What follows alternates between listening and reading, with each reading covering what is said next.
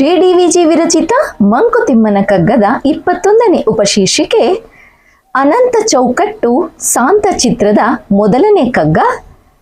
ಕಾಲ ಅಕ್ಷಯ ದೀಪ ಅದರ ಪಾತ್ರೆ ಅಪಾರ ಬಾಳ್ ಅದರಿನ್ ಆದ ಒಂದು ಕಿರು ಹಣತೆ ಮಿಣುಕು ಗಾಳಿ ಅರಿಪುದು ಒಂದುಂ ಇನ್ನೊಂದ ಹೊತ್ತಿಪ್ಪುದು ತೈಲಧಾರೆ ಅಖಂಡ ಮಂಕುತಿಮ್ಮ.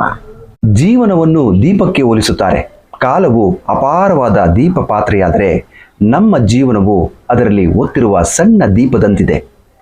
ಒಂದು ದೀಪ ಆರಿದರೂ ಮತ್ತೊಂದು ದೀಪ ಬೆಳಗುತ್ತದೆ. ಆದರೆ ಬೆಳಕಿನ ಮೂಲದ ಎಣ್ಣೆಯ ಧಾರೆ ಮಾತ್ರ ನಿರಂತರವಾಗಿ ಹರಿಯುತ್ತಿರುತ್ತದೆ.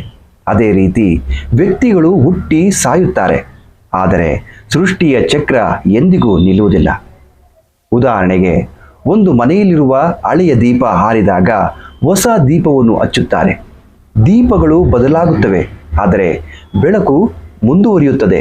ಹಾಗೆಯೇ ಮನುಷ್ಯರು ಬದಲಾಗುತ್ತಾರೆ, ಆದರೆ ಜೀವನದ ಪ್ರವಾಹ ನಿರಂತರವಾಗಿರುತ್ತದೆ.